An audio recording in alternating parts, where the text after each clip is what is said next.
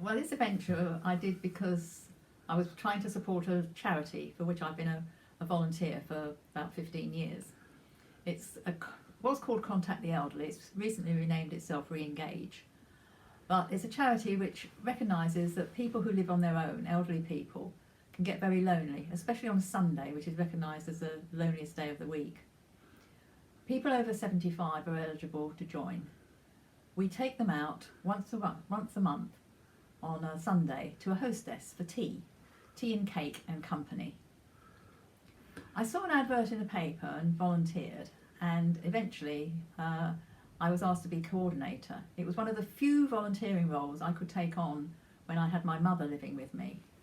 And the whole group, both the drivers and the members, were very supportive of both me and my mother as she descended into the nightmare that is dementia.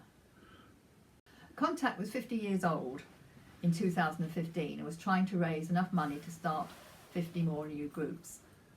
They were trying to do this by having a parachute jump, a world record breaking skydive of more than 200 people jumping at approximately the same time. It turned out that there were not very many people when I got to where we were jumping from, the Redlands Redlands Airfield near Swindon, which is the home of the British Parachute Association. Most people were jumping from Manchester, but there was myself and just a few others. But I was the only coordinator. Other people jumping were friends and husbands and sons. So I think I was probably the oldest one jumping, because I was actually only a few days short of my 66th birthday. The only requirement, because of my age, was that my doctor had to sign a certificate to say that I was fit to jump.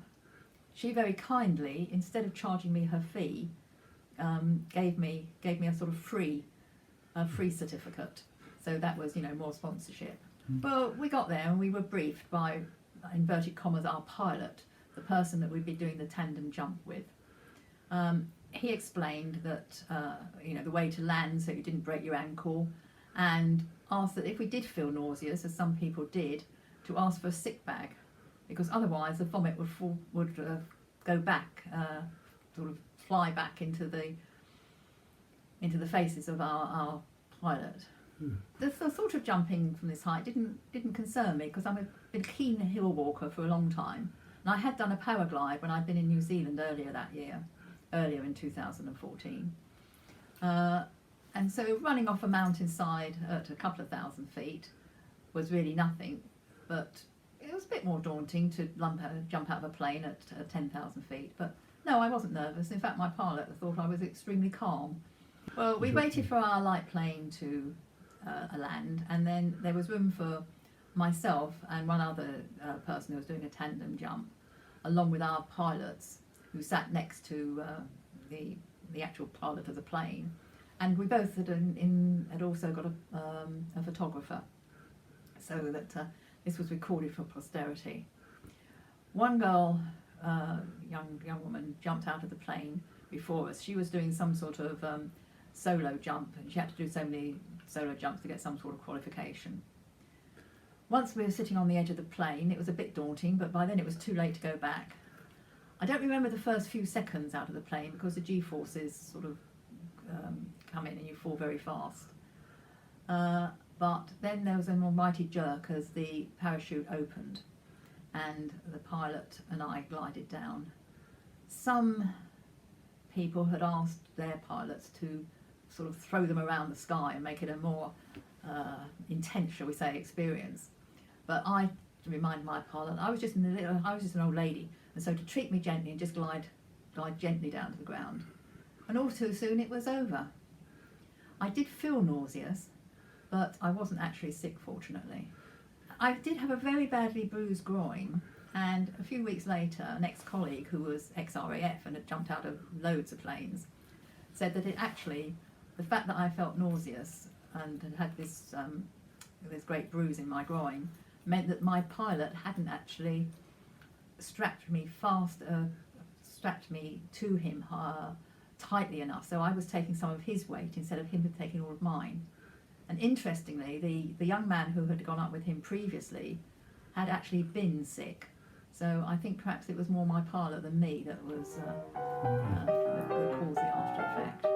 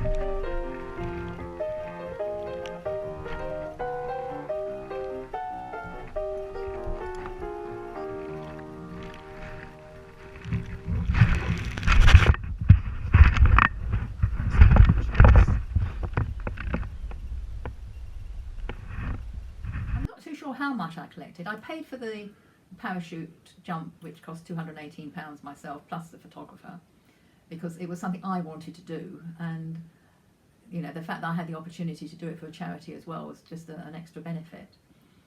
But I know I raised £350 through cheques sent to me, but there were also cheques sent direct to the charity itself. So I just haven't been able to trace how much I actually raised in all, but whatever I raised, it was all a bonus.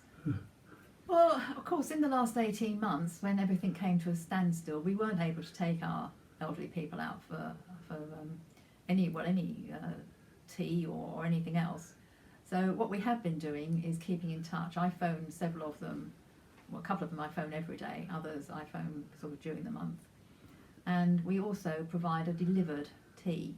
So one of my drivers does the savouries, sandwiches and savouries, and I make homemade cakes, and also I always do a fresh fruit salad, which I put into a jam jar. I mean, I've had a hot air balloon trip years ago, but that wasn't really very exciting. So I think perhaps now I'm going to say that my days of jumping out of planes and doing more scatty things are over.